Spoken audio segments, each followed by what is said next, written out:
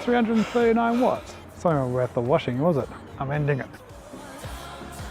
Whoa. Wait. Let's rewind.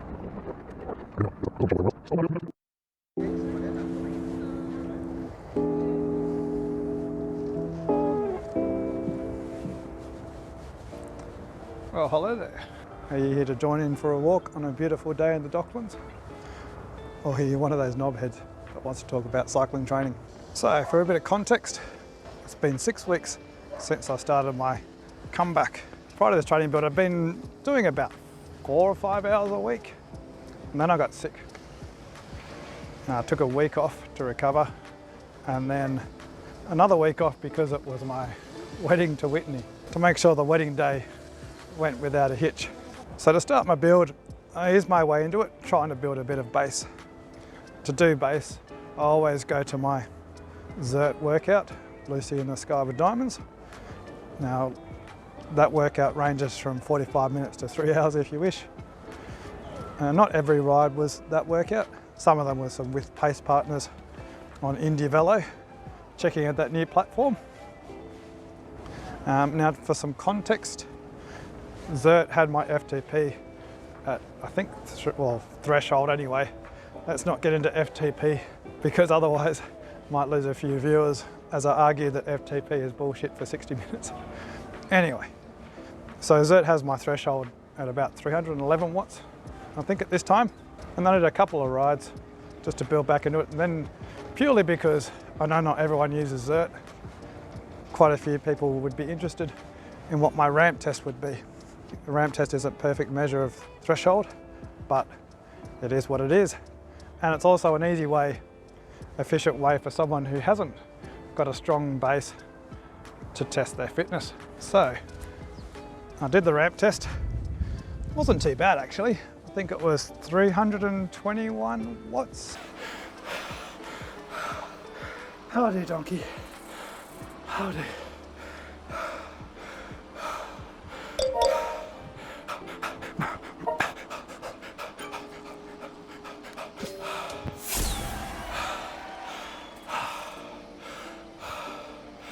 $323 watts. So I had my baseline. Let's bring Ben in from 6 weeks from now to discuss what's happened. Thanks for that introduction, younger but slower Ben. Now, for the Chasing Yellow series, I'd entered it with a little bit of base. Not much, but there was something. The first week, I took it easy, stayed with the group until the draft was no longer useful or I just couldn't hold the draft anymore. And then made my way to the finish line. As you can see, it's been a pretty big ramp. Hours over the last 3 weeks has remained pretty steady, but there's that training low that's just been constantly getting higher and higher. I haven't seen the ramp test result yet, but if I haven't done it now, I'll be live streaming that ramp test just to try and give myself a little bit more motivation to hit a number. Here we go. Saying, stop talking crap to yourself then. Relax and recover. Get to the tunnel.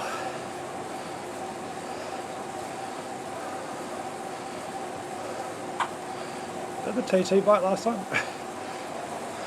Here we go, entering the tunnel. Almost.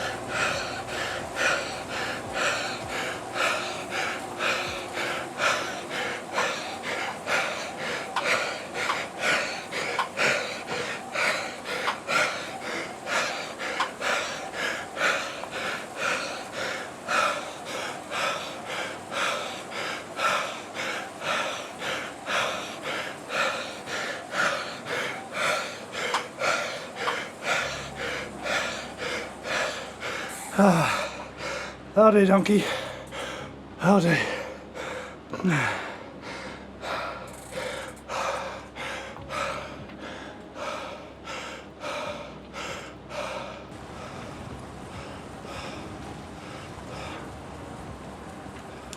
So you're looking at the comments. Where's my comment saying that's weak? That's weak. Try harder. I gotta do. I'm on egg, mate, aren't I? I can't just soft pedal. Only 339 watts. It's not even worth the washing, was it? That's it. I'm ending it.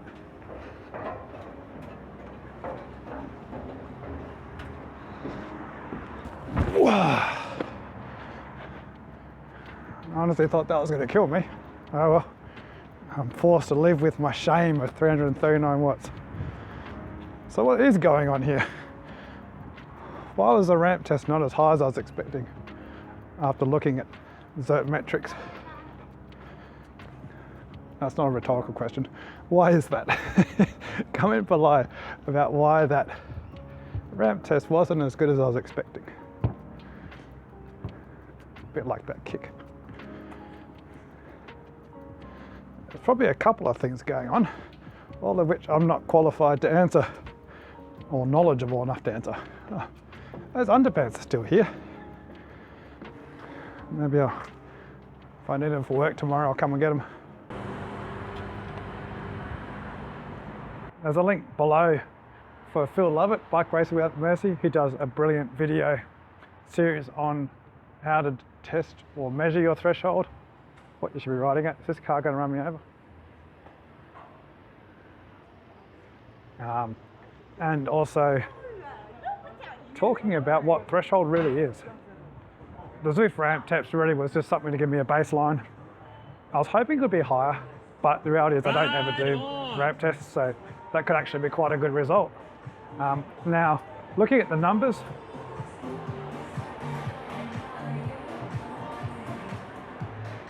I really just like these. I like the outdoor, the environment, but they basically, you got to walk through the restaurant to walk along the footpath. It really pisses me off. It takes up too much space. It's a footpath, not a restaurant. Now, in regards to not talking about annoying businesses that take up too much space,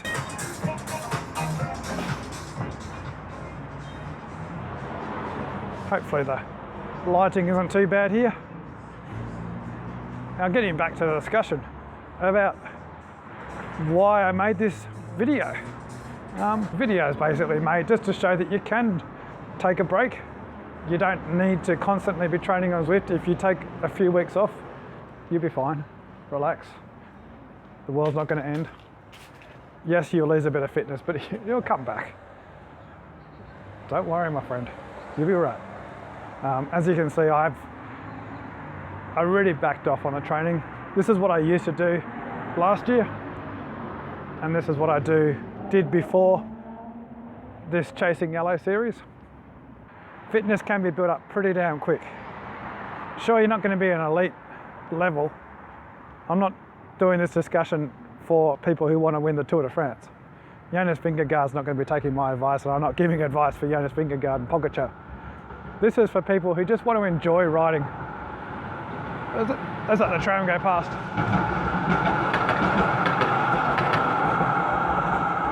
Ding ding. Hey, you went straight through the roundabout. Yeah, this video is for people who work full time, might have a family, might not want to have a family, but have a family. They have housemates, as one of the Burrito Titans famously says. Oh, let's have a look at this flower.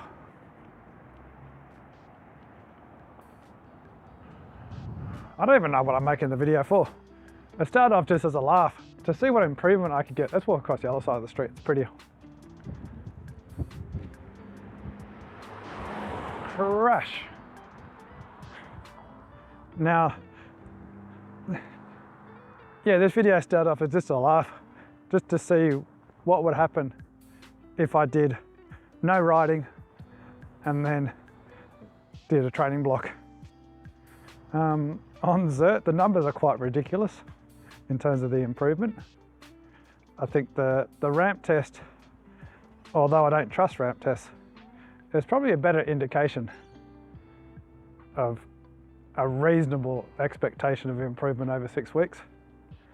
But one of the things is I really enjoyed the racing because of that break.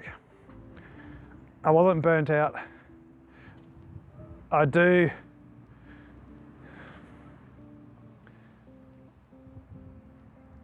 admit before this 6-week training block, I had gotten a little bit bored of the racing on Zwift. There was all pretty much the same. There was not much difference. I knew I wasn't going to improve. I was never going to be as good as I was before. ZRL's gotten really boring, to be honest. It's the same. It's really disappointing the way they haven't been able to implement new things. Battle points was the most ridiculously complicated method that they could possibly have chosen, and so of course it ended up being absolute rubbish. So WTRL, you get minus points on that regardless of your effort.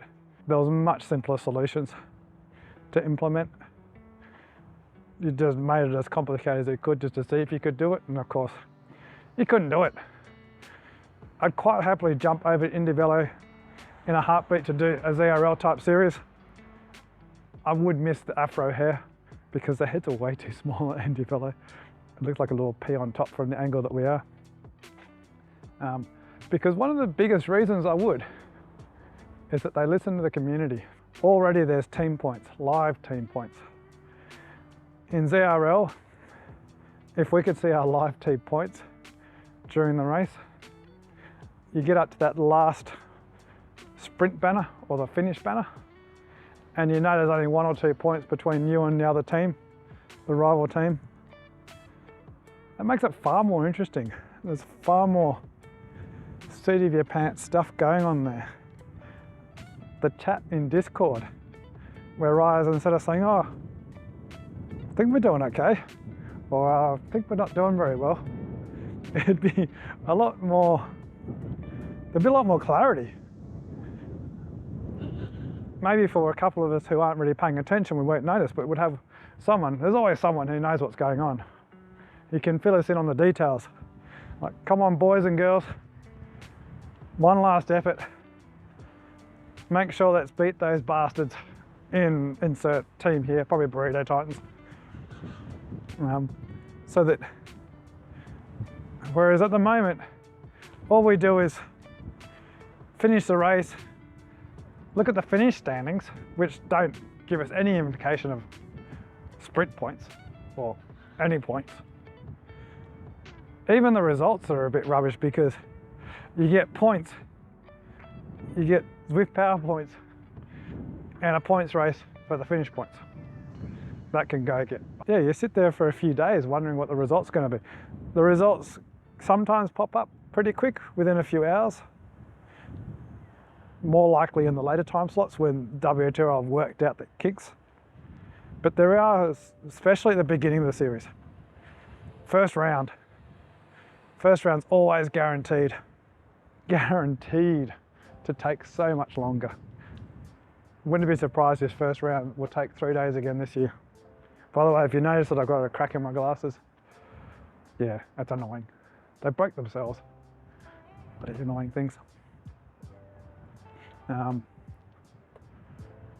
So I'm rambling on a bit because, to be honest, I'm not really trying to make a training video. It's just a video, it's a diary, I suppose, of my effort, my improvement. I don't expect it to inspire anyone. It's for my own interest, really. I was keeping an eye on to see what the improvement would be. As I was saying before, which I might not have included in this video, it's not so much the threshold that's increased that's been the biggest factor in racing. Obviously threshold's part of it because you can recover, but it's the ability to dig deep and then recover and then dig deep into that well again. It's one thing having a deep well, It's another to be able to access that well multiple times over one ride. That's where doing those longer sessions in the week, the 20 hours, gives you that ability. But it does show that even if you're doing that over 8 hours a week, it does show a massive improvement. And for racing, that's pretty much what you need. Be able to dig deep into those 2 or 3 minute efforts and then dig again when the time is required.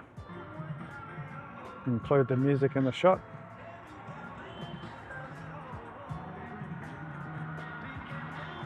Anyway,